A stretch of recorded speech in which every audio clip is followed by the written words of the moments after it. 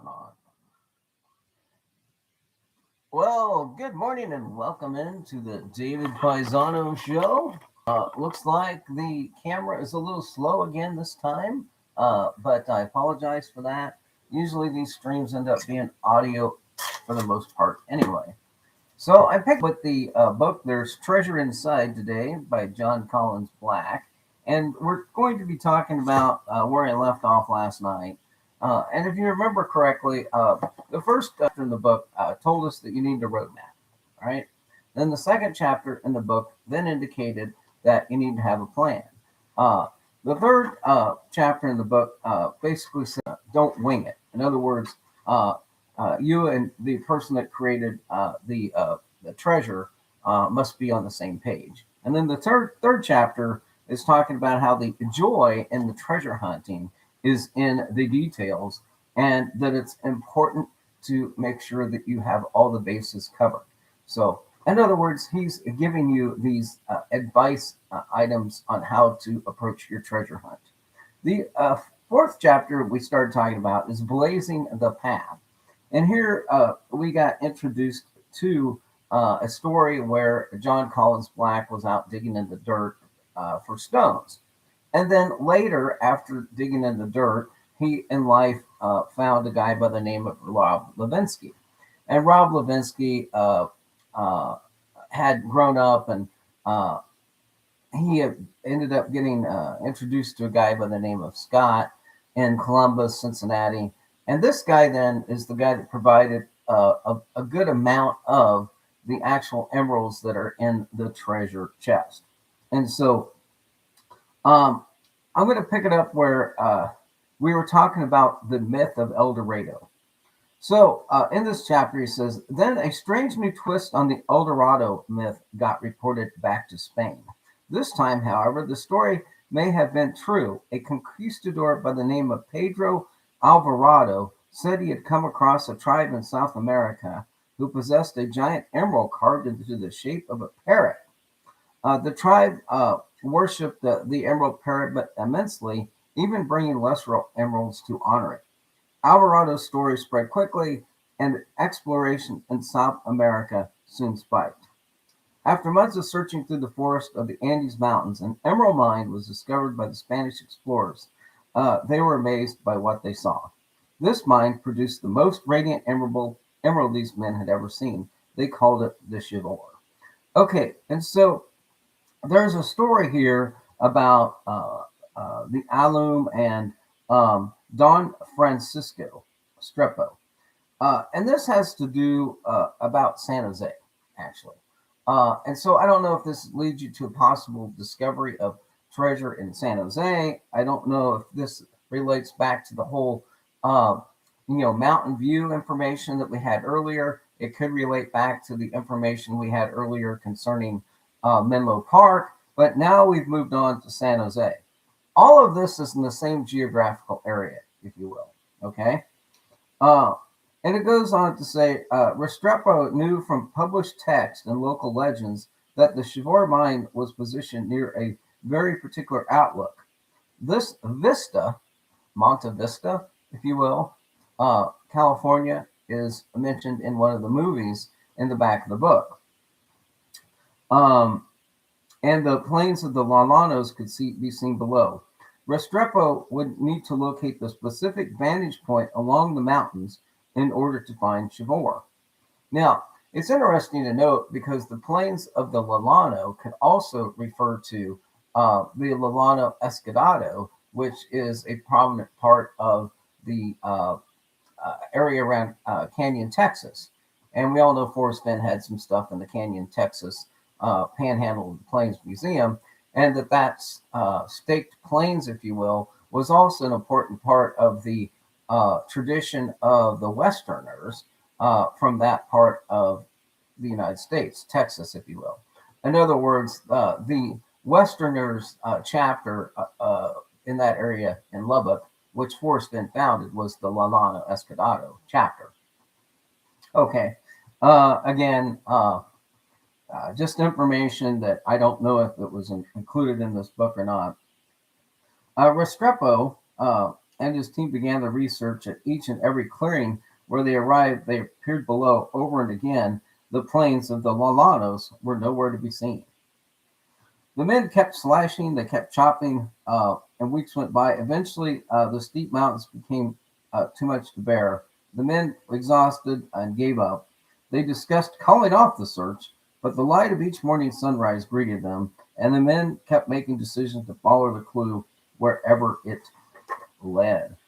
And then there's an illustration here of some people traipsing through a jungle, if you will, on a quest to discover something out into the wild. And he goes on to say, one muggy afternoon, as the men worked bone weary and beat, a particular clearing appeared suddenly through the dense line of trees. A surge of energy engulfed each man. They swung their machetes quickly, hacking through the remaining forest. At the last vine fell, a view gaped open between two jagged gray peaks. I'm wondering if this is the Spanish peaks, because the story has been talking about an excursion looking for emeralds, and I'm just wondering if he's now talking about the Spanish peaks. Because if you start at the La Lina Escondado and follow it logically on up in elevation, you will get to the Spanish peaks. But who knows? Um, Between these rock towers, they gazed out to see the even rolling plains of the Lalanos spread out below.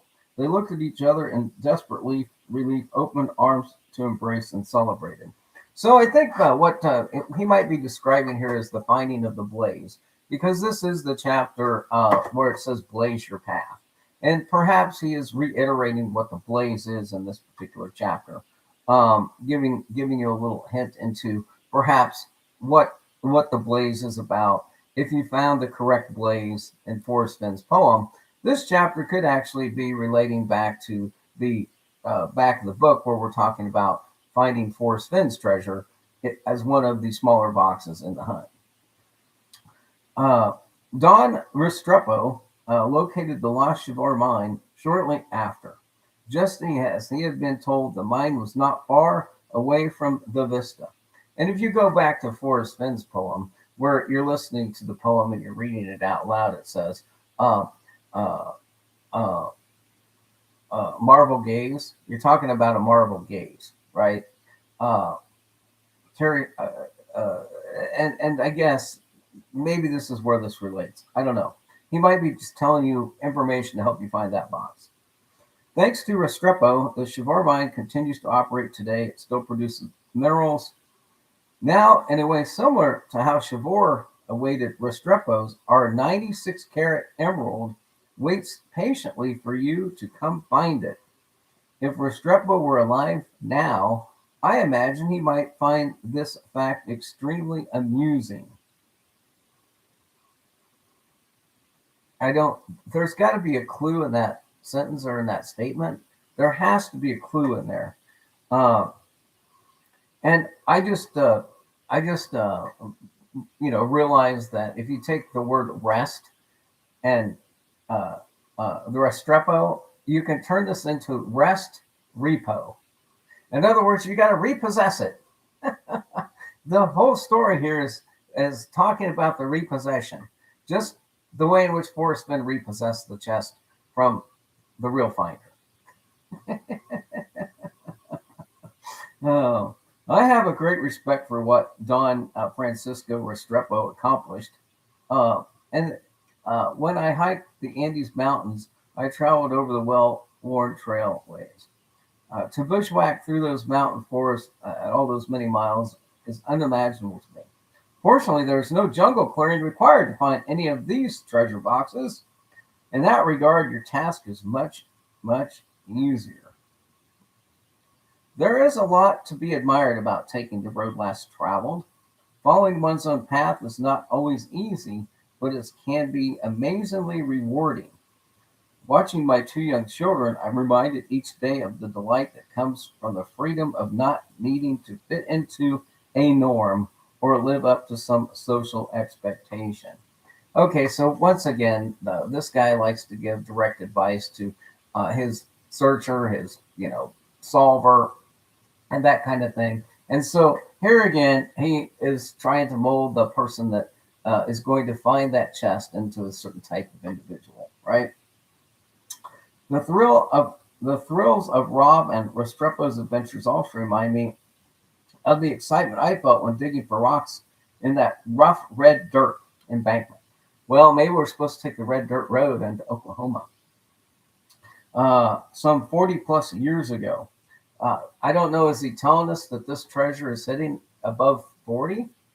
Uh, I don't know. Is he just now saying he's using the 40? Is he saying is it above 40 now? So if you would put 40 degrees on the map, or maybe put Highway 40 on the map, would indeed the treasure be located somewhere around 40? Hold on, Highway 40 is right out here. No, I'm just kidding. He hit it in my backyard. Our next chapter examines a gentleman who also blazed his own trail. He was a man ahead of his time, a person who trusted his gut from childhood through his final years. Despite the doubts of most around him, his unfailing faith in his own instincts led him to a national recognition that allowed him to carve a course for future African American jewelry artists. Art Smith crafted four of the objects in our treasure. I am excited to share with you his story and a few of these items. Uh, so, what do we take out of this chapter, the Blaze chapter, as I'm going to call it? Um, I think he's molding that potential finder into understanding that his path may be a solo path. It might not be a public path. It might not be a path that leads to much appreciation, except for what the one person can get from it. Um, so I think that's kind of what this chapter was telling treasure hunters is that, a true treasure hunter doesn't follow the crowd. A true treasure hunter blazes his own path, if you will, or her own path. Okay, so now we're going to move into chapter 5. And on the first page of this, there's a bracelet that has 3 omegas in it. Yeah, maybe I should show this. I don't know. But anyway, so there's 3 omegas here, and my stream is so slow that hopefully the video will catch up to the audio. But anyway, if you look at this, you've got the chapter 5, and you've got this bracelet with 5 or 3 omegas on it. I call them horseshoes. Some people call them omegas. Is the audio fine for this stream? I'm just asking me because I'm looking at the screen and it looks like I'm in slow motion. Anybody want to give me a thumbs up on that? Anyway, an exercise in faith. Okay, so and now again we're communicating directly with the treasure, with one person again, and this is the Ben Napple speech. If you've ever been to the Ben Bamboozled channel over there for Boris Fenn, it's you got to have faith in a maverick. You got to have faith in a maverick. Okay, so again, we're reiterating the treasure hunting theme of faith. And in this one, it says, faith is taking the first step even when you don't see the whole staircase. And this is a quote by Martin Luther King. The King Ranch, by the way. Clever you work that in. The second quote is, some other faculty than the intellect is necessary for the apprehension of reality. And this is by Henry Bergson. Henry Bergson. Some other faculty than the intellect is necessary for the apprehension of reality. Guy must have worked about five hours on that quote. But faith is taking the first step when you don't see the whole staircase. Well, unfortunately, I did see this whole staircase, and I tripped at the top and I landed at the bottom. I broke my neck. To one who has faith, no explanation is necessary. And that quote's by Thomas the Train, or Thomas Aquinas. Recently, I had a conversation with a good friend about the meaning of the word faith. Well, considering that you're the son of a minister, I imagine you've had these conversations before, but let's read on. As we talked, we realized we had different ideas about what faith meant to us. My friend understood the word faith to be referring to hope. As for myself, I've always experienced faith as an undeniable knowing. I use the word faith a lot when I talk about the future. And my friend admitted that she had always marveled at how proficient I was at hoping. I explained my faith was so much more than that. That night, two friends learned something new about each other. Our chat reminded me of the quote, the to one who has faith, no explanation is necessary. The Thomas Aquinas quote. And so again, we're looking at some horseshoes and we're having faith. Love the way you put that together. Looking at some horseshoes and having faith. Because on the next page, there's a pendant which I consider to have double omegas in it.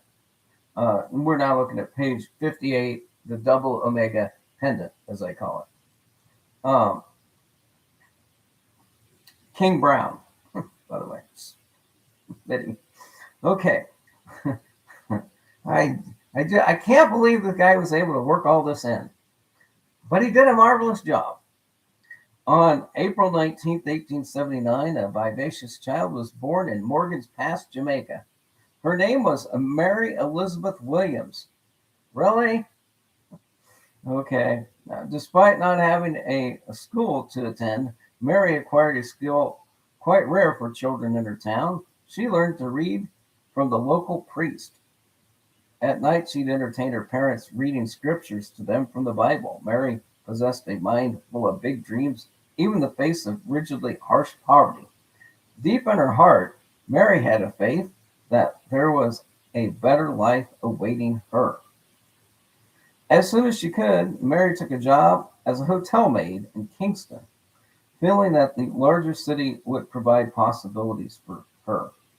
There she met James Smith. The two quickly bonded over their mutual love for literature. Well, I mean, we could all bond with Forrest Fenn over a love for literature. Yes, we could. We could indeed bond over that. Oh, my. They married and within a few years moved to Cuba, otherwise known as Cuba, uh, to seek business opportunities. Soon, Mary gave birth to their first son and second child, Arthur George Smith.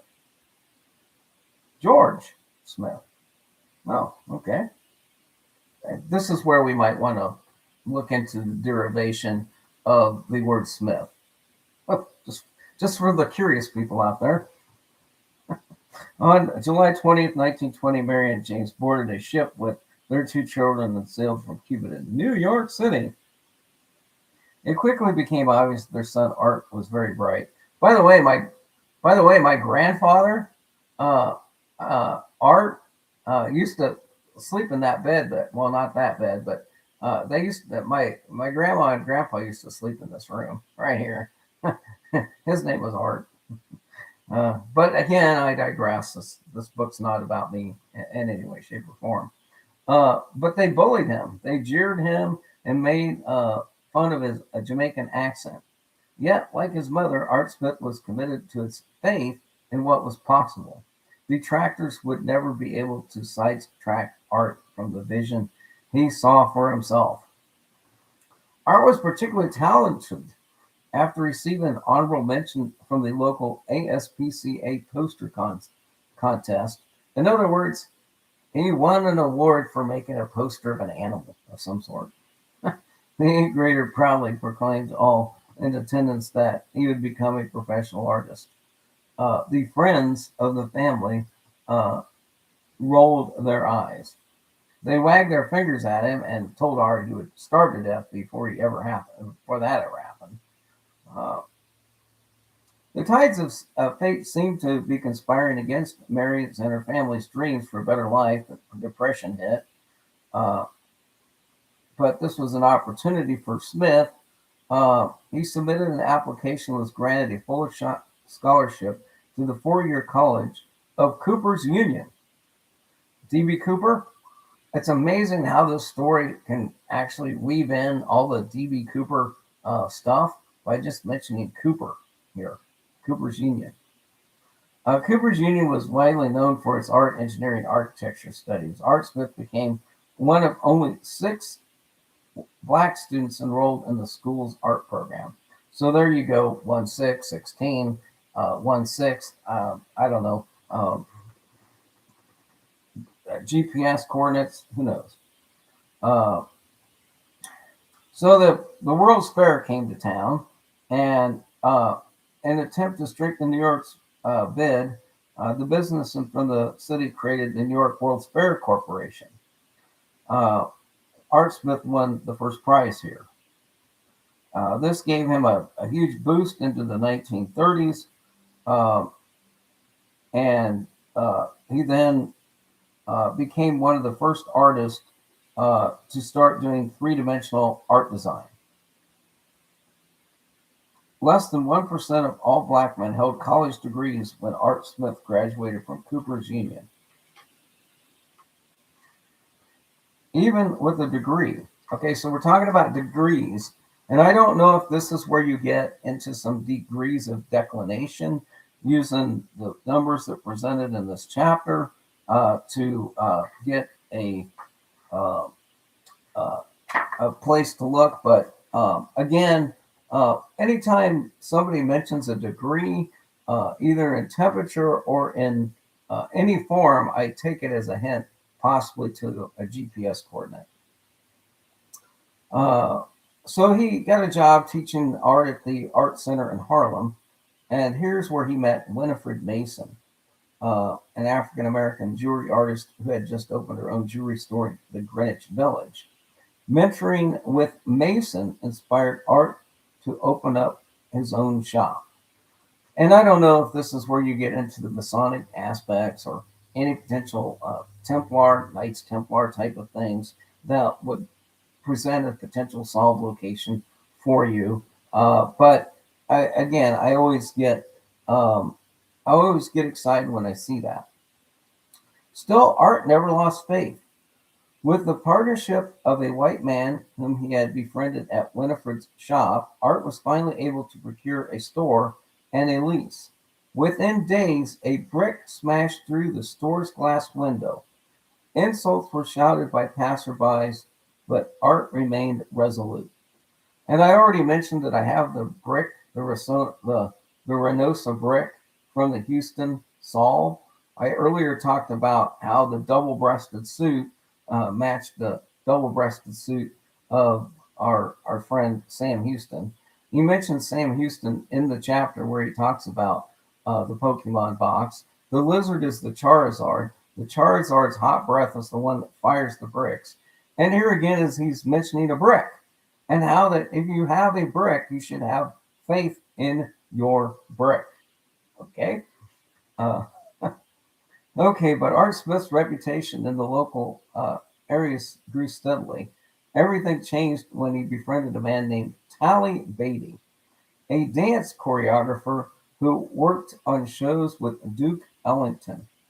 Okay, so just as in the Pokemon chapter in the back of the book, you're talking about a musician, or you're talking about uh, a musician and an artist getting together.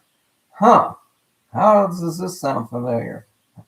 We've got Coltrane being introduced into the narrative of his childhood adventure from New Orleans to Houston. And here we have Tally Beatty, uh, who worked for Duke Ellington, being implemented into this story. When Tally visited Art Smith's store, he immediately fell in love with the design of,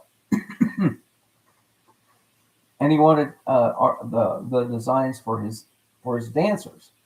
Uh, Tally wanted the jewelry to be bold and engaging with pieces that were striking from both close and far away, kind of like a big statue on the highway. Big statue on the highway, standing out there, noticeable from near and far, right? Uh, uh, The jewelry should contour to the body in a way that would enhance the dancers and their movements on the stage. This can also lead you to that stage.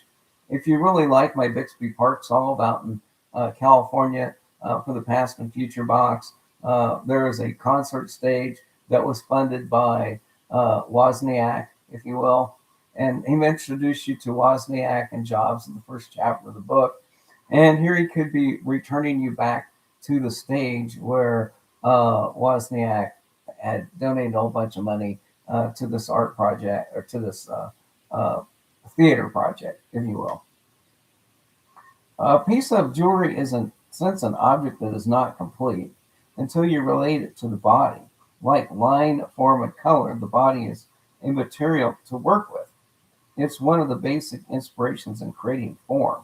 This is a quote from Art Smith. Okay, so he got some publicity from this show, and he became the leading African American jeweler.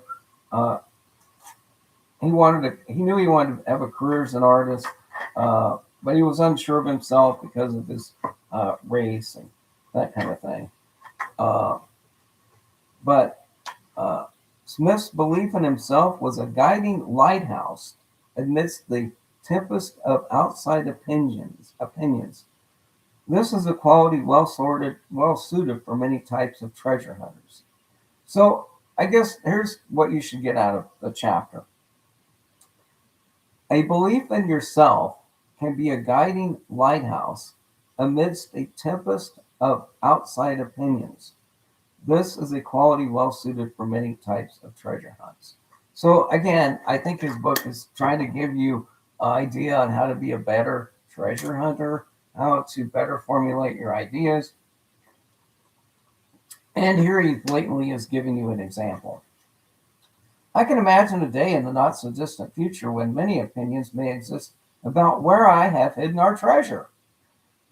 There may be online forums, chat rooms, or YouTube videos on this topic. You think? Do you think so? How many are there? How many are there?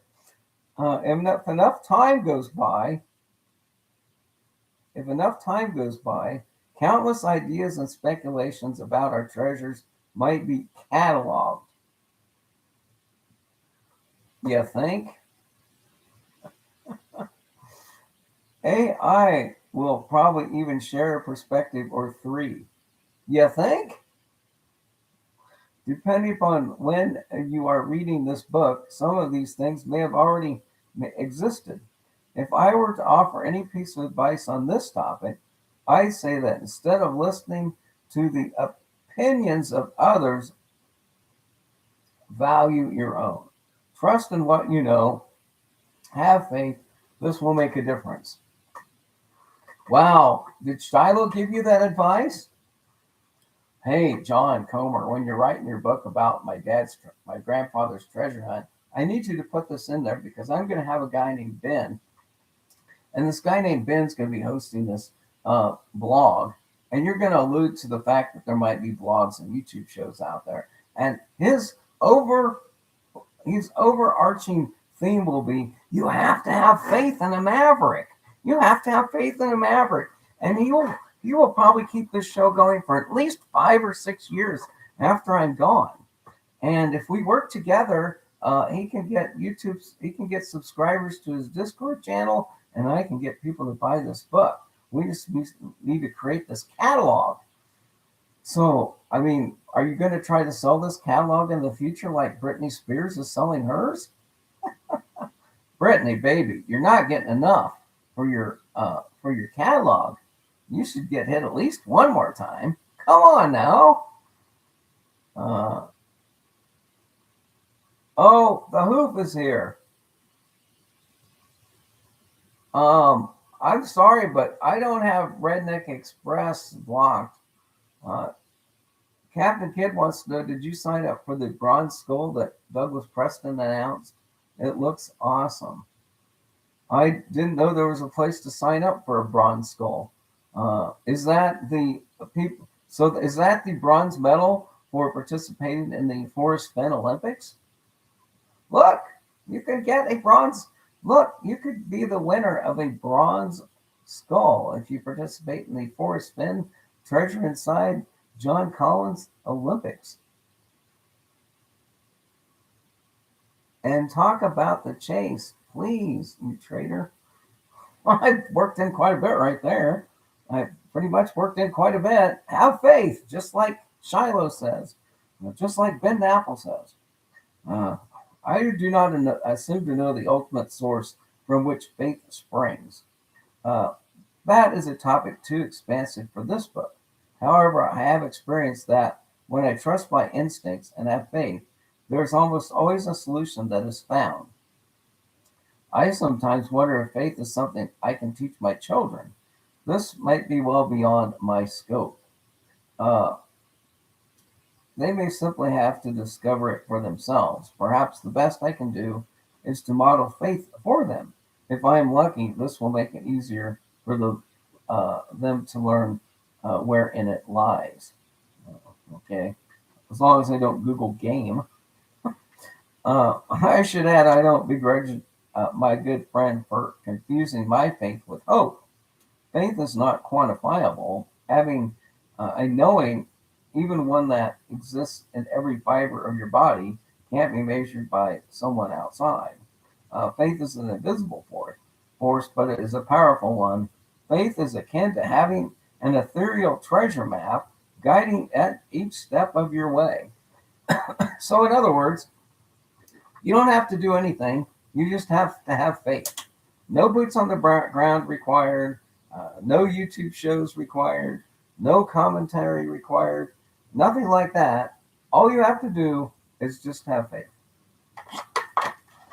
Okay, I'm a better treasure hunter now. I will close the book and just leave it up to faith. If there exists a first cousin to faith in my life, the relative would be inspiration. The idea for this treasure hunt came in a moment of inspiration, or a phone call from Chase Inc., but we'll call it inspiration. But I had used my faith to see through it, to see it through. Like faith, inspiration requires you and me to be open and available to it. When we are, it's an advocate eager to give a helping hand. Its guidance can be so clear and direct that sometimes a dash of inspiration is all a treasure hunter really needs. Keeping with this theme, in our next chapter, I'll share with you a few more people who have inspired me. More importantly, there are two modern day jewelry artists that can that made bespoke items for our treasure, whom I want to introduce. I stumbled across their talents while conducting research on Art Smith. The pieces these artists created for us are inspired. Their beautiful works center around rubies, the most valuable gemstone in the world today. Um, and there's a piece of art here that kind of looks like a culvert. So I'm going to hold that up. I mean, it's like, what is that? Is that where you're actually supposed to look for the treasure? Right there in that hole? I don't know. Oh, I get it. That's 9 Mile Hole. Oh, you had to work in 9 Mile Hole, didn't you? Why didn't you just say this is 9 Mile Hole? The piece of our treasure is a freeform sterling silver ring. Oh, it's a sterling silver ring. Sterling silver. Sterling Creek. Oh, Sterling Creek. That's right. That's that place between Boone and where is that? Boone and Blowing Rock, right? Boone and Blowing Rock.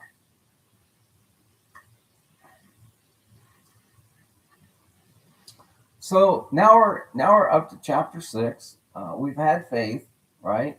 Now we're getting into inspiration, and here he's talking about rubies to wear.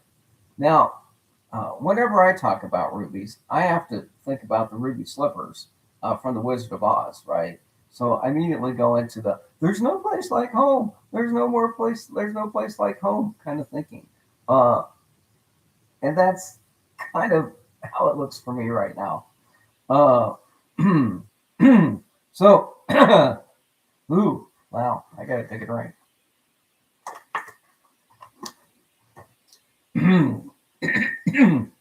Pardon me. Chapter 6, Rubies to Wear. Inspiration is welcome is the title of this chapter. We're going to start out talking about Ruby.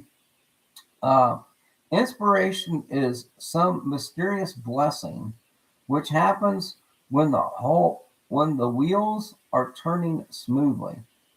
And this is Quentin Blake. Um, Inspiration is some mysterious blessing which happens when the wheels are turning smoothly. And this is a quote by Quentin Blake. So back when Forrest Fenn mentioned that he was going to throw the bicycle in the water high, he was inspired to throw the bicycle in the water high, right? Okay. Try the wheel. Oh, maybe this is in here for Troy. Troy Barlow, are you listening? He just talked about the wheel. Okay. Inspiration usually comes during work rather than before it. And this is a quote by Madeleine L'Engle. L'Engle. L'Engle. Uh, okay, I think I may have heard both these quotes before. Some people believe inspiration is divine; others call it fortune. Many say inspiration is a creative force we tap into. Perhaps all of these things and more are true. Whatever words or meanings we prescribe to it, one thing has to become clear to me over the years. The more my actions are guided by inspiration, the greater the chances are that they will result in something of value. Oh, like a big payoff from a Bitcoin company? Okay. Like a wise breeze blowing in the direction I need to go, kind of like the Charizard's breath blowing on a brick and forming it, or kind of like blowing rock. Either one. I still like it when a wise breeze blowing in the direction I need to go. Inspiration guides me. When I follow, even if it leads me to a place different than I was expecting, it's almost always better than I imagined. During my research into the items in our treasure, I was surprised to learn how rubies have been a source of inspiration for many cultures, both past and present day. Okay, ladies and gentlemen, he's now talking about past and present day. Maybe your spidey sense should get excited here because he might be talking about the past and future box and how to find it. Okay, I did underline that passage, both past and present day. The inspiration is born from deep and powerful symbolism surrounding these red stones. Across the world, rubies are thought to bring people success, health, longevity, and even enlightenment. This is a ruby pendant necklace by Lauren Harwell Godfrey. Oh, by the way, my dad's middle name is Godfrey. Isn't it just weird how some of these things are in this book? But anyway, it has a 3 carat ruby surrounded by moonstones and diamonds. The piece was a variation of Lauren's Cleopatra's Vault collection. And this one piece is an estimated value of over $45,000. In Burma, the red glow of a ruby represents the inextinguishable flame of immortality. Okay, we're now talking about past and present day, and he's now talking about the flame of immortality. Well, this is where I started thinking about maybe Phoenix, uh, uh, or perhaps there's some eternal flame. And don't start singing the song. I mean, I know there's a song called the Eternal Flame, but um, the other place that this eternal flame takes me, and he's going to talk about it later, is the Olympics. And so instead of watching the Winter Olympics today, I'm actually reading this book. But there is an inextinguishable flame from the Olympics, and it's supposedly been carried on through hundreds of years now. So maybe he's just starting to talk about Olympic cities. Maybe that's why he mentioned this uh, inextinguishable flame. Okay. And I don't know if this takes us to the Los Angeles Olympics, the Atlanta, but later we're going to find that Olympics are important. But maybe this is the first introduction of Olympics into this. Let's see. Ancient Burmese warriors thought rubies made them invincible. They cut open their skin and inserted rubies underneath their flesh. Well, I'm not sure I'm quite up for that. With the rubies literally inside them, they went to battle feeling the power of these red stones would make them indestructible. In several countries, rubies are considered the king. This is about the 15th time he's mentioned kings of all gemstones. In Thailand, the term Napakeo refers to 9 gemstones corresponding to the 8 planets in the sun.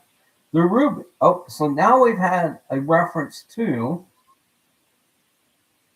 planetology, observatories, that type of thing in this chapter. Uh, I'm not going to go run up to Griffith Park and look at the observatory yet, but I might. In the Sukhothai culture, where our ring was created, rubies were believed to also hold magical powers. This is the 15th time he's talked about magical or mystical powers, right?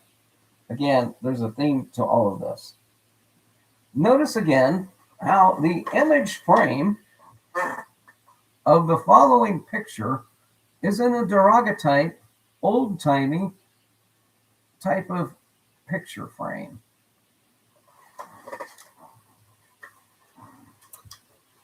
And there's like a little bit of it chewed out. I always wondered if you would take and figure out where that little missing piece was on the frame there. If that's the outline of the city, maybe a cityscape. I don't know. Could be.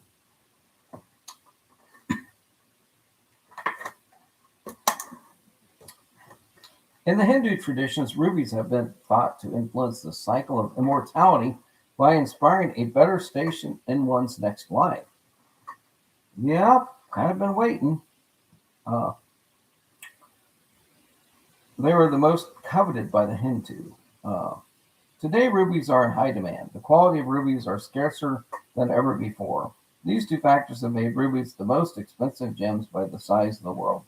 The ruby in our ring, shown above, has a deep, rich red color known as pigeon's blood. This pigeon's blood color is the most sought after by collectors. When I held our ruby out in person for the first time, it made me want to find more ruby jewelry pieces to add to our treasure. Every time I located a potential piece to acquire, it was accompanied by a bidding war. Almost no price seemed too far up there. I learned that when I needed help, I simply asking for inspiration can often be the best solution. I learned that when I need help, simply asking for inspiration can often be the best solution. Well, John, please give me some inspiration. So I aspired for some inspiration to give me a sign for what to do next. Okay, so oftentimes when you're out treasure hunting, you have to find a sign that's in red to tell you what to do next. And in some cases, it could be simply a sign that says, "Beware of the deaf dog."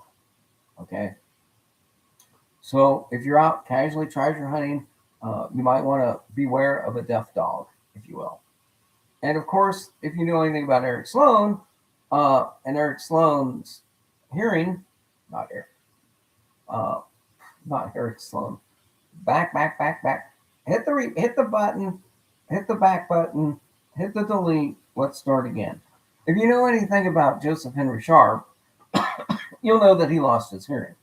So to find a sign along your way that says "Beware of deaf dog" might be something that tells you things in life, right? Okay.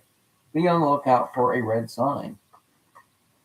Forrest then had fun with his potential finder solver by uh, going about the business of printing additional things in red lettering. And in fact, red lettering was part of the very first edition of the Thrill of the Chase book. That was later removed when you got to the 17th or 18th or 19th printing. There were certain phrases in the very first printings of Forrest Finn's book that were written in red letters. Was that an indication that his treasure had been found? Or was it an indication that that sign no longer was there? Gee, I wonder who would have taken that. Probably Dow. I'm thinking Dow took it, maybe. I don't know. Was it part of the damaged blaze? The red sign being missing? I don't know. We'll have to ask Chase Inc. the answer to those questions. I rarely click on ads, but I felt as if a gentle wind were nudging me to take a look. Okay, so this is about the fifth or sixth time he's talked about a wind, a gentle wind, a breeze blowing. I don't know what this means, but somebody smarter than me can probably formulate this into a solid idea. So I checked. The jewelry of two particular African American artists immediately caught my attention. Similar to Art Smith, the style of each artist was both bold, colorful, but refined. There were no rubies in the pieces that I saw. Then it dawned on me, just as with our treasure boxes, I could have original pieces made. Got it. I reached out to the two jewelry designers, Angie Marie and Lauren Harwell Godfrey. And if you anagram the first letter of these two people's names, never mind. Um, but notice how these two pieces of jewelry are in the shape of wings, if you will. All right, they're like in the shape of wings. They indeed are actually uh, earrings, and so I guess to have them in the shape of that might make sense. Angie Angie Marie A.M., if you will, uh, A.M. designs jewelry in Brooklyn. Angie is of Egyptian Dominican heritage. Her edgy art calls back to the ancient Egypt in style and form. When I looked at her website, I smiled when I saw she had a blog dedicated to what inspires her. Well, this was like Mindy's blog back in the day. Maybe this is a shout out to Mindy because she had a blog and that kind of thing. Or anybody that had a blog. I don't know. In it, she discusses literature, culture, travel, music, and scented oils. Whether she's waking from a dream or running in the park, Angie Marie always has her sketchbook close. The sketchbook! Oh man, this is like the second time you brought up the sketchbook. I don't know who would know anything about a sketchbook, right? Well, thanks for putting that in there. I got the message. Appreciate it. I'm having joy. I'm having so much joy just reading this book. I'm actually reading this book as if I had lived the experience before. I'm reading this book as if I have lived this experience before. Okay? All right. The sketchbook. Great. Ready for whatever inspiration makes an appearance. Okay. When I reached out to Angie to ask if she'd make an original piece of jewelry featuring rubies for our treasure, she enthusiastically agreed after I slipped her $100,000. And Angie has an infectious energy. She's the type of person who uplifts simply through the vivaciousness of her voice. We brainstormed some initial ideas together, and within a couple of weeks, Angie sent me some striking hand drawn sketches to consider. The final design she created for these earrings was true art. Okay. Um, Angie's pieces are stylish and sexy. which is why they've been worn by celebrities like Beyonce, Rihanna, and Zendaya. I owe Angie Marie much appreciation for the effort, care, love, and inspiration she drew from while crafting our earrings.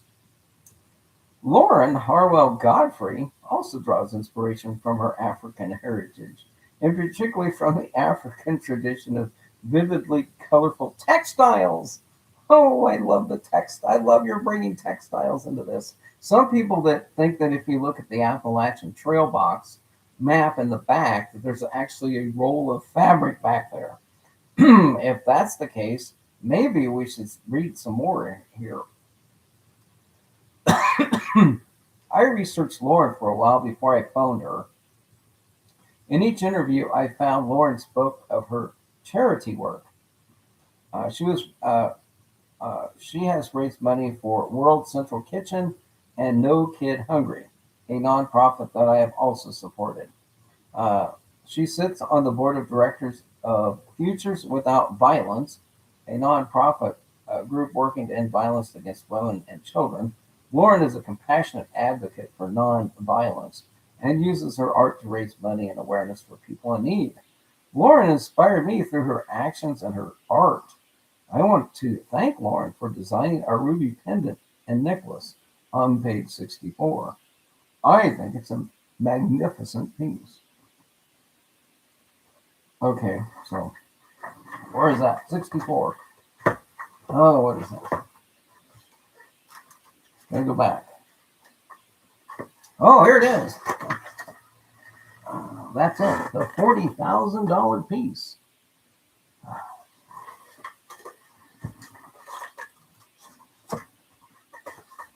I just heard that Beyonce and Rihanna and Zendaya have teamed up together to form a search team called BRZ. BRZ, of which none of them seem to ever have owned or worn a BRZ. Oh man, I just almost started to laugh like Horshack there. That would have been bad. Oh, okay. Uh, a little inspiration guided me to Angie and Lauren. As I mentioned before, this entire treasure hunt and book were born from one inspired moment or a telephone call from Chase Inc. Whenever inspiration speaks, I try my best to listen. Well, they had him on the phone for a while. Inspiration doesn't mince words, and my life inevitably becomes richer when I follow its directive. Okay, so in other words, he's just basically saying that if you buck the trend, if you don't notice the sign, the red sign, the sign that basically tells you where to go and what to do, if you don't follow the rules and then keep following the rules and be inspired by that, you're going to end up with nothing. Uh, this is not new. I've been seeking out inspiration ever since I was a kid. When whether it was watching athletes compete in sports, learn about a topic of school, or finding role models and heroes, there seemed to be an unlimited number of sources of inspiration to help motivate me as I grew. I couldn't afford posters to hang in my room. So, again, this is the second time he's mentioned some sort of sign, a poster being a sign. So, I'd walk into Walden Books and write down inspirational quotes from posters I saw there. I'd take these quotes home, jot them down on a fresh piece of paper, and tape them to my bedroom wall. Oh, kind of like mine. I need to put some inspirational quotes up. To be successful in life demands that a man make a personal commitment to excellence. And each week there is a new encounter. Each day there is a new challenge. This is the coach Vince Lombardi. What lies behind us and what lies before us are tiny matters compared to what lies within us. And this is a Ralph Waldo Emerson quote. I do recognize that quote. Okay, so if you consider that Emerson and Thoreau are Northeast kind of people. Vince Lombardi, Green Bay Packers, Packer Jack. Don't know if that means anything. Since we couldn't afford comic books, I never became a fan of traditional superheroes. Instead, I borrowed heroes from my parents, men and women they admired and talked about, people like Martin Luther King Jr. Okay, just mentioned a king again, and Mahatma Gandhi. I appreciate that shout out to Mahatma Gandhi. Uh, I, I think there might be a story written by somebody by the name of Charlotte Hall, and Charlotte Hall's story talks about Gandhi, talks about relationship between an old man, an author, and some things like that. Uh, yeah, I fully can feel you there. I can fully feel where you got that inspiration. I was inspired by how these men brought about change in society. They're willing to sacrifice their lives for causes they felt most worthy. Uh, touched something deep inside of me. I aspire to mold my character by their example. I have a dream. Anyway, although my father was a pastor, I never quite found inspiration in our traditional white Protestant church services. However, when my dad began trading pulpits with the local black ministers, that changed for me. When Reverend James Henderson, hmm, is that where K-Pro was living at the time? Henderson? Anyway, when Reverend James Henderson came over from the Black Baptist Church down the street to preach to our congregation, he brought with him an energy and excitement I'd never encountered before. The rousing cadence of his voice, the liveliness of his words, and the countless amens, these things got my blood pumping. He and my father decided to combine their congregations one Sunday. I got to experience my first service at a Black Baptist church. I discovered quickly that a Black church service was a lot more fun. The music, the dancing, the praise filled the room, and the spirit. For the first time, a church service inspired me. Now, I would think that there might be a little bit of area of opportunity to research where Martin Luther King's church was first started and established, where Martin Luther King did his original preaching, uh, and see if that leads yourself to an area. The James Henderson service is probably just going to take you back to Statesville, North Carolina, right? So that's going to take you back to Statesville. But if you're serious about this, maybe there's an area of research here and looking at where Martin Luther King um, first did his service. As I grew older, I have found inspiration in fatherhood, music, and writing. I've been inspired by travel, adventures, nature, and writing children's books. Over the last 10 years, I have found deep and intense inspiration through meditation. In meditation, I've had exalted experience that have challenged my previous ideas of what aspiration and inspiration are and can be. I do not share these anecdotes as a way to prescribe my sources of inspiration for you, of course. My experiences are just my own inspirations, can come in many forms, anywhere, and at any time.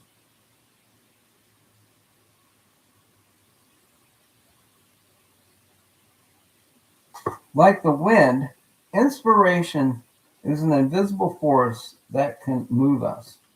It's almost magical. Again, he's worked the word mystical, magic, that kind of thing. Maybe he's just talking about Disneyland, the Magic Kingdom. I mean, maybe this is just all one big trip to Mickey Mouse Land.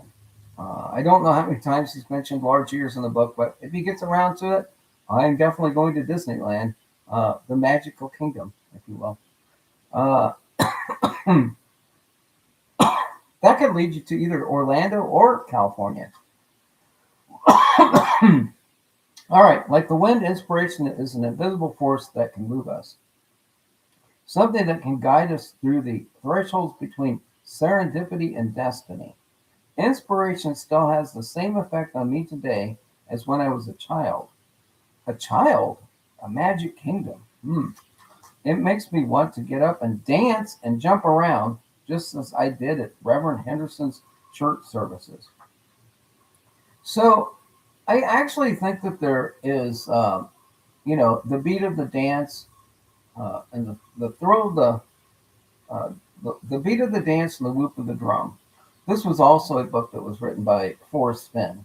And I'm wondering if he is calling back or harkening back some to the beat of the dance and the the beat of the drum and the heart and the dance in this church service. And I'm wondering if that can lead you somewhere. Anyway, will you need inspiration to find the treasure boxes I have hidden? I imagine you might.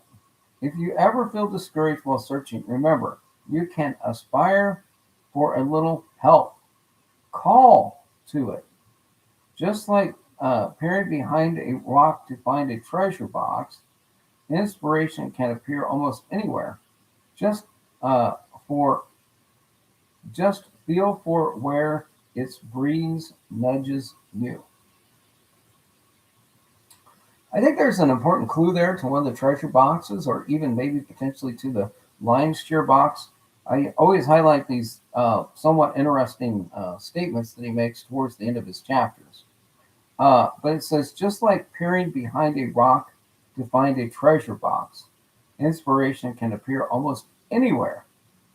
Just feel for where its breeze nudges you. Regardless of your interest in this treasure hunt, I hope you find plenty of inspiration while you pursue the things you are after. In my experience, inspiration is a conduit for joy. Oh, god dang it, I didn't bring my beer. It's nearly impossible to have the former and not the latter. Just as I have, I believe that you can discover inspiration in the stories shared in this book, especially in those still to come. There are truly some amazing people and happenings in the chapters that lie ahead. One of my favorites of these people happens to be the topic of our next chapter. Her name is Amelia Earhart. Oh my, we're not in Kansas anymore. You probably know her best for being the first woman to fly solo across the Atlantic Ocean, but she has so much more than that. And I don't know why I wrote down Ethan Kerber, San Francisco. The inspiration statue in Washington D.C. Um, I think maybe that might be the name of a. I think the breeze. There's actually. I think the name of a statue is actually called the breeze. Uh, and I don't know. I think that statue, or there's a statue by Ethan Kerber called Inspiration in Washington D.C. I don't know. I have some notes there that I looked when I was looking into that. So, how long is the Amelia Earhart chapter?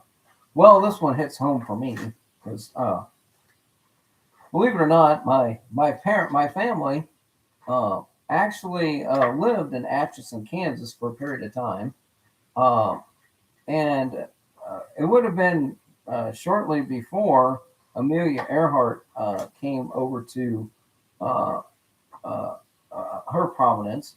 But yeah, my family moved from Buchanan County, Missouri, across the river to Atchison and Atchison County, and ended up farming over by Potter for a while.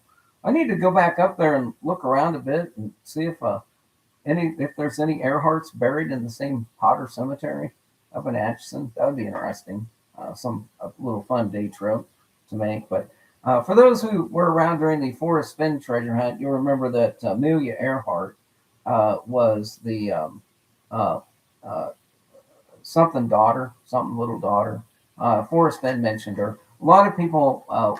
She was building a cabin up in Wyoming when she her plane didn't return, and A lot of people thought maybe that that Amelia Earhart's cabin in Wyoming uh, might be a location for the solve. So it's a good thing John Collins kind of brings this information into the book because it gives you a full circle moment back to some of the treasure hunters that we're looking up in the was it Meeteetse? I don't know. I can't remember. I don't remember exactly where Amelia Earhart's cabin was at up there. But anyway, we will do explore more, and then I'll probably have to take a break. My voice is getting a little raw. Uh, but this looks to be a fairly short chapter. So as we've been moving through the book, we basically in the first chapter we were told that we needed to have a roadmap, and then we told we were having a plan. Then we couldn't wing it. Then we were told we had to have faith, and then we had to have something else, and then we had to have an inspirational moment. And now, oh, and I skipped over that blazing my path and that kind of thing. So he's what he's doing is he's trying to tell you how to be a better treasure hunter. He's giving you the clues that you missed, and he's telling you how to be a better treasure hunter. Okay, so the whole theme of this book is, this book and also Justin Posey's book are directed at all the people that search for the Forrest Fenn treasure and trying to tell them how to be a better treasure hunter the second time around.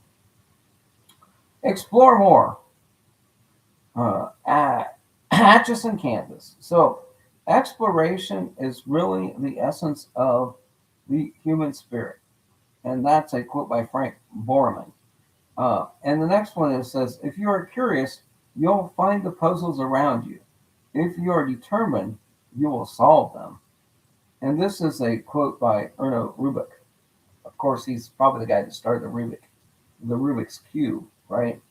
But anyway, in reading, I think that you should, if you were really serious about this treasure hunt, you should learn more about Frank Borman and Erno Rubik and see if there's anything specifically that is related to this particular. So he starts out by saying, being a dad of two young children means I'm constantly learning and never surprised. One of the things I admire most about my two kids is their unadulterated, unabashed, unabated enthusiasm for everything, everywhere, all the time. Every ladybug. Oh, every ladybug. Remember, I went down to North Carolina and I picked up the bumblebee, right? Okay. Every flower, every ball, every new book or learning activity, each one is all that is required to elicit squeals of passion and joy. Of course, their exuberance sometimes makes the experience of trying to get my kids to focus on a specific task the equivalent of herding 100 hamsters. Okay, this phrase has got to mean something. Herding 100 hamsters. So I don't know. I think there's something to look into here because it seems like a little bit of phrasing that's odd. And I don't know if the hamsters are ham radio operators, pigs, or actual hamsters. Uh, my parents are smiling right now. I was a similar kid. There are some adults, perhaps you are one of them, that have never lost their sense of curiosity or desire to seek out new horizons. These people tend to be a lot of fun to be around. They are engaged. They light up a room. They have stories to share and dreams to pursue. Yeah, I mean, I think that there's a good number of people out there that one of the things that I've always tried to tell myself is to stay curious. That you should always stay curious. Earnhardt's thirst for adventure started young. As an adult, she prowled outdoors, climbing trees, sliding in sleds, saddling horses, and hunting. At age 7, she rode elephants at the World's Fair. Okay, so this is like the second mention of the World's Fair. The first mention of the World's Fair was the one in which Art Smith uh, made his presentation uh, for artwork for that, and he then launched his career. This is the second mention of a World's Fair. At age 8, she built a homemade roller coaster. It actually worked. She rode it until it eventually broke down. So there you go. Got the roller coaster. Uh, if you like New York City, there's famous roller coasters there on Coney Island. Not sure how you tie this all to Coney Island, but maybe you can. By age 20, Amelia was a full-time volunteer nurse during the war. At age 23, she was taking lessons to learn how to fly an airplane. Less than a decade later, Amelia would become the first woman to fly solo across the Atlantic Ocean. Amelia Earhart was boundless, curious, and brazen. She was a badass. That seems like an odd description of. That seems like a fairly odd description of Amelia Earhart. But anyway, our picture of Amelia Earhart was taken just after she deplaned in Londonderry, Ireland, after her solo flight across the Atlantic. Now, if you combine Londonderry, Ireland, as the landing spot and the Scotty information in the earlier part of the book, where we talked about Scotty from Star Trek, and you also talked about Scottite as a mineral. You talked about another Scott who was the man who accomplished the task of bringing together a good number of the minerals for the actual minerals items that are given away. You've got now 4 instances of Scott. By Scott, I think we've got it. So I feel that prominently in the solve for this lion's share hunt, you're going to have some, and I'm not saying it's Scottsdale, Arizona, but maybe I am. Phoenix, Scottsdale, the rising Phoenix. But I think that you've got enough mentions of Scott in different parts of this book that can't be by coincidence. He could have chosen any art person. He could have chosen any artwork to put in the book, but he curated the namesakes of the people that he wanted to make the art pieces. He curated the namesakes of the people that he wanted implemented the book, because how else do you weave together a book that makes sense and can implement clues that aren't obvious clues? So anyway, and again, the actual photograph was taken of her in Ireland. Not that the Scots and the Irish are the same. I'm sure there's people at bars right now yelling at their TV screen. Anyway, the plane she stands on in the picture is a Lockheed Vega. All right. Earlier, I talked about how if you look at the Highway 101 and you look at Menlo Park and you look at what is now Silicon Valley, in the time of our friend Amelia Earhart, this is where Lockheed was located, the past, if you will.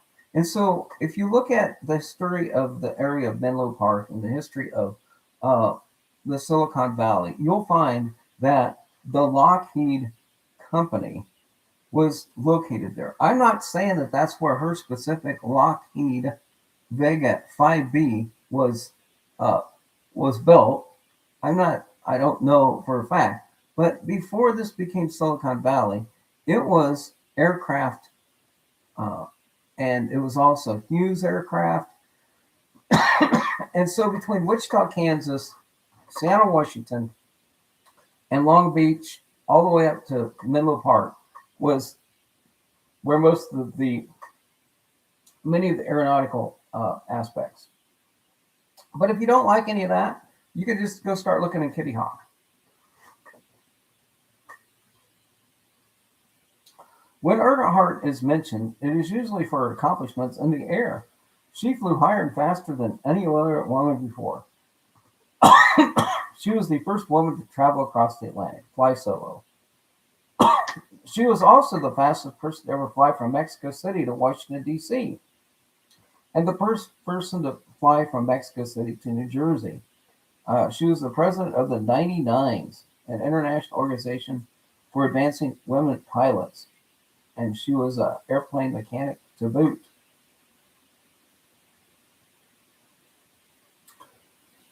I don't know why he brought in this mention of the 99s, but I'm pretty sure it's important for some reason. Her first experience with a plane came on a whim. She decided to go with her dad to her first air show on December 29th, 1920. When she arrived, flights were being offered for people daring to take them. Her dad bought her a ticket. 5 days later, Amelia signed up for flying lessons. When the lessons didn't quench her thirst, she decided she'd buy a plane of her own. She didn't have the money, so she took a job as a truck driver to save enough money. When Amelia purchased her first plane, 95% of all air travelers were men. Women rarely boarded planes at all, much less flew them around. Amelia's fearless willingness to explore possibilities was evident throughout her life. Amelia had many interests outside of flying, and the mentality that drove her achievements was consistent in all the things she did. Uh, she was a student in college, and upon arriving at the Great White North uh, in Canada, Amelia met an injured soldier who had recently returned from World War One and lost his leg. Immediately wondered how she could help. She was told there were nurse volunteers at the local VA. Amelia threw herself passionately into the interest. She started a clothing line called Amelia's Fashions. It was the first activewear line for women, decades ahead of its time. Amelia became an English teacher for immigrants. She even avidly played the banjo. But outside of flying, being a writer is what captivated Amelia the most. So I guess we're learning here that Amelia Earhart is a woman of multiple disciplines and multiple talents. Uh, had an interest in a number of different things, not just this pioneering pilot, but also this nurse, this teacher, this writer. Amelia published 3 books about her flying career. She also worked as an editor at Cosmopolitan magazine, and she wrote for the New York Times and National Geographic. Uh, this is how the public knew her. What most people did not know was that Amelia had always wanted to be a creative writer. In private, she wrote several short stories. She submitted works for publication under fictional names. But Amelia's very first literature love was poetry. Over the course of her life, Amelia penned many poems. Okay, so I don't know. I guess we are now getting into the idea of Forrest Fenn, the pilot, Amelia Earhart, the pilot. Uh, I don't know. Maybe we're thinking about how he how Earhart could be implemented into the Forrest Fenn legacy in this the way in which this was um, put together. This book. Uh, was Forrest Fenn a Vietnam aircraft pilot who secretly wanted to be a writer? Is that the parallel that we're trying to draw here between Amelia Earhart, as mentioned in this book, and the Forrest Fenn legacy? I don't know, but let's look at some poems. She loved to bend a phrase. Poetry, more than anything else, provided Amelia with ways to make subtle commentaries about her experiences. Okay, so I'm sure there's at least one person in the Thrill of the Chase who sent at least 1 or 2 poems to Forrest Fenn, trying to mimic or trying to provide creativity, creative outlet to his poem. And if you were around during that time, you'll remember that there was one guy who became known as the Quill of the Chase. And the Quill of the Chase would often post on Dow's blog site many different poems over the time. I too put together one of my poems for Forrest Fenn. And so, again, leading this back to the Forrest Fenn treasure hunt, was there a time in Forrest Fenn's treasure hunt where someone was providing a way to make subtle commentary about their experiences? Well, I think there was. I think there was a way in which someone was making subtle commentaries about their experiences through poetry. From her poem, From an Airplane, provides a bird's eye view of her perspective. I'm going to read this. Even the watchful purple hills that hold the lake could not see so well as I the stain of evening creeping from its heart, nor the round yellow eyes of the hamlet growing filmy with mist.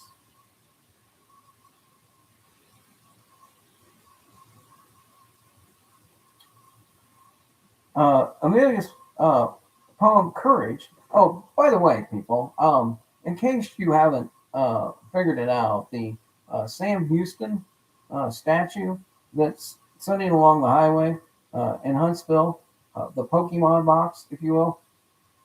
If you haven't figured that out, that is a statue by David Dickey's, and it's a statue for called a tribute to courage, and it's been sitting out there for a while. And here now, Amelia's poem Courage gives us more entry into why she wanted to explore. How can life grant us boon of living compensate for daily gray ugliness and pregnant hate unless we dare? I might also mention that in this poem, the word boon, as in Boone, North Carolina, is utilized as well. Uh,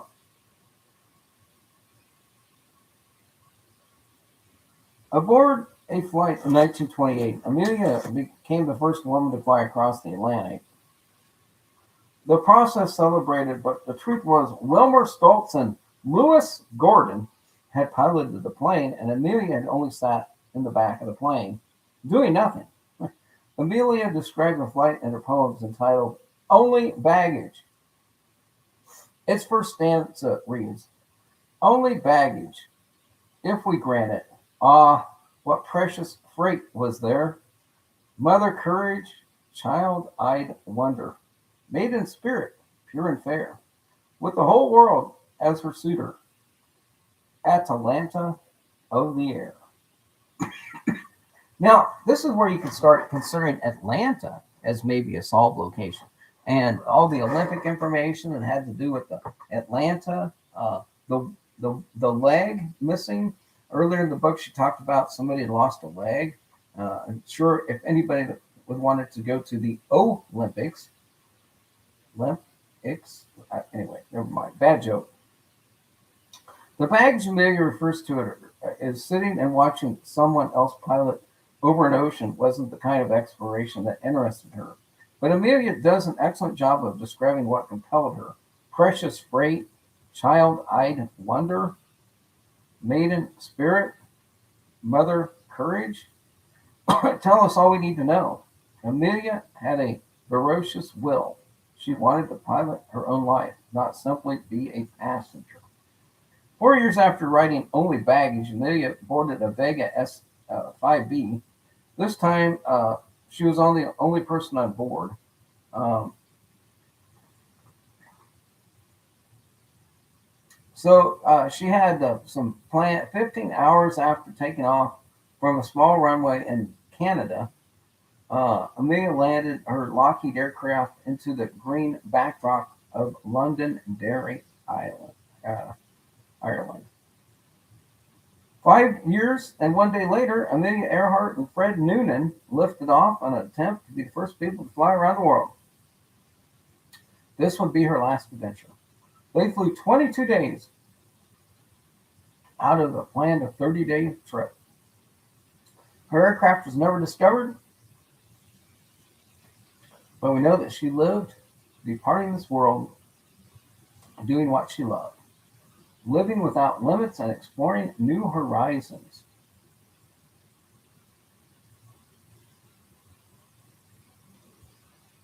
I would also like to mention at this point that the photograph is the prize, okay? And so if you implement into your treasure the fact that a photograph is the prize, and you have several of your art pieces in a photo, then maybe some sort of photo theme is developing through this. Now, as I talk a little bit more, let me get into this. Like Amelia Earhart, my kids, with their excitement to engage, remind me how to be brave. As an adult, it can be too easy to lose sense of curiosity. The natural gravity of life pulls us towards rules and routines. Gravity Hill, maybe? The natural gravity? Uh, oh, okay. Uh, we can become rigid.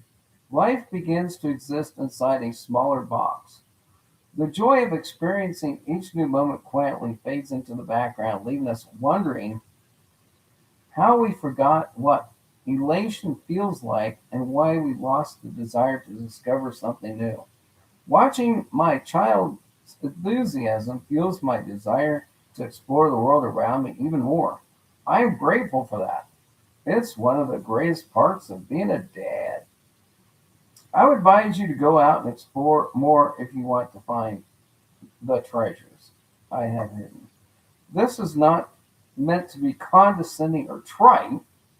It's just that a willingness to be curious and to look beyond boundaries will serve you well.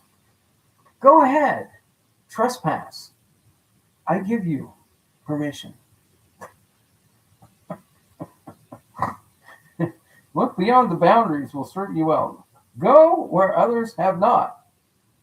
We never know what's past the next tree line, over the rise, or around the next corner unless we see it for ourselves. Amelia Earhart never lost her eagerness to engage with the world around her.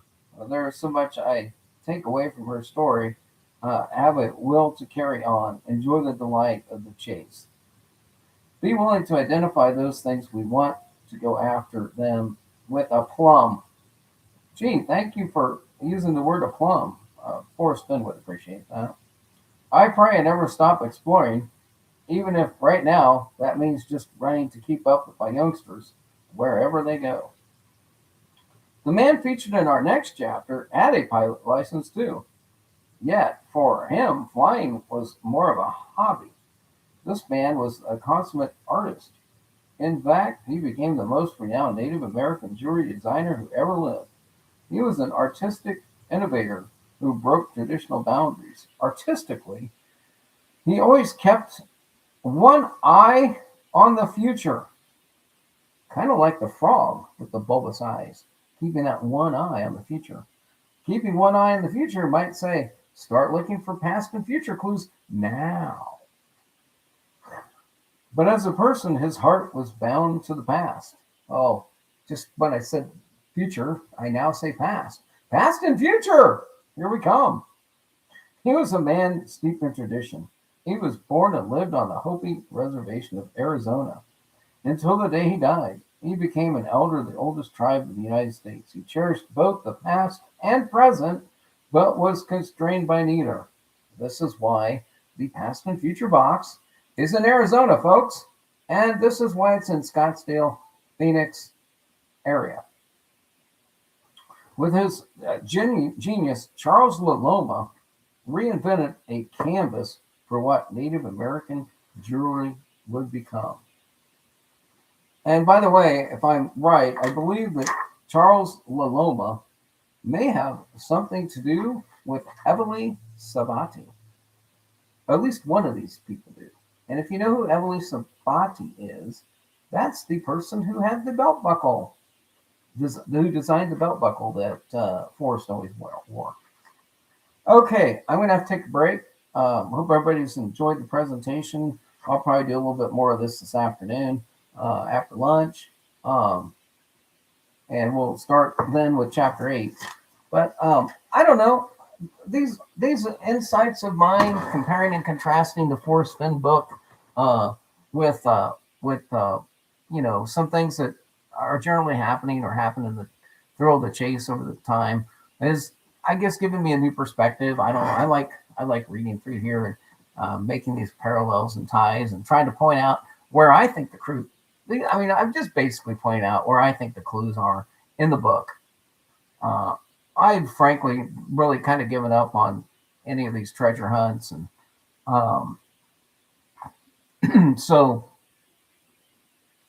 I've spent. I mean, I will be honest. I've done more research on most of these treasures than I've even said publicly, and never actually, went through any clue ideas or anything. And so I just thought, I'm getting out of this. I'm going to try to move on to some other things, and I might as well just go through. I've invested at least 2 years in these two books, or in that book, 2 years in that book, about 8 to 10 months in the Posey book. So I might as well just go through what my observations are. Hell, everybody else is doing that. Let's see what's going on in the chat. Anything important? Okay, as I mentioned, Hoof, I don't have anybody blocked.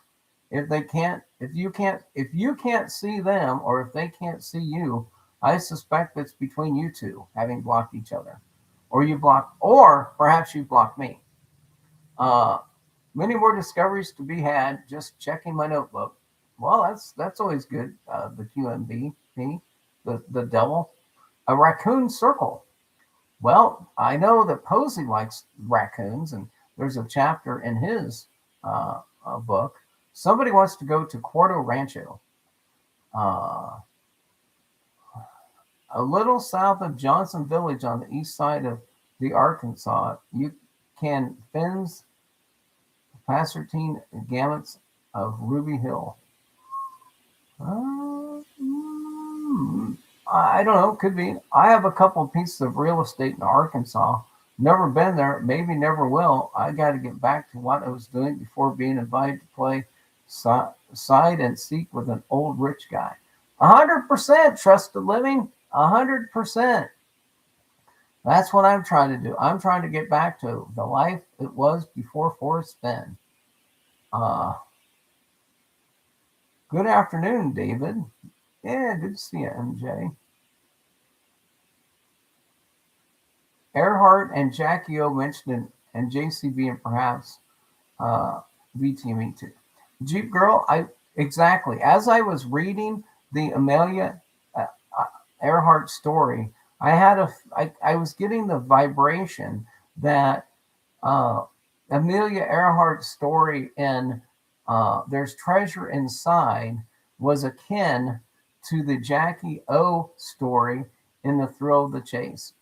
We must have some sort of mental mind meld there, because as I was reading that chapter, I was thinking the same thing. And I almost said that this chapter reminds me of the Jackie Onassis chapter, where Jackie Onassis was, a writer first. And, Jackie Kennedy was working for the New York media. Amelia Earhart was working for Washington, D.C. media, and that there were some commonalities in their life story. I got that same feeling. I did, actually. There you go. Somebody's slapping my knee. You want to have an episode of Hee Haw? Amelia did play the banjo. Not good to tell people to trespass, but yeah, he could have done the 2023 purchase of the property where the Finn Box poem leads to. Well, it would be interesting if the deed records would show that Forrest Fenn purchased the property where he hid the treasure posthumously. But I don't think the 9 Mile Hole area in Yellowstone National Park has been up for sale for a while. So it might be hard for him to get a title to that gold. Anyway, no sense being led around by egotistical rich people. There's enough of that having a career. Yeah, exactly. I don't want to shame anybody, but at some point, I just kind of feel like these people that have these treasure hunts are truly getting their excitement out of watching people run around with their heads cut off like a bunch of dancing chickens. The Cherokee we're all just a bunch of Cherokee chickens running around with their heads cut off, scratching in the dirt. As our blood bleeds out, and we eventually flop over on the side with a last wing flop. But if I was wearing those nice, pretty earrings when I take that last flop, it would be so much better, right? Okay, I will be back probably after lunch, a couple hours. I'll go through a few more chapters. This is my last participation in the world of treasure hunting. The weather's going to warm up next week. I'm going to be outside. I got to go pick up a Chevy Uplander in Topeka. See how much problems that's going to get me. And anyway, good to see everybody this morning. Hope you have a good rest of your day. If you're not doing anything, I'll be on after a while, going through a couple more chapters. My intent is to go through this book, get this one out of the way. Next week, I'll take on Posey and just read his book out loud, give my interpretations and reflections and recollections. All right, have a great day. We'll catch you on the flip side. Any final comments? Yep. See you later. I'm ending the stream.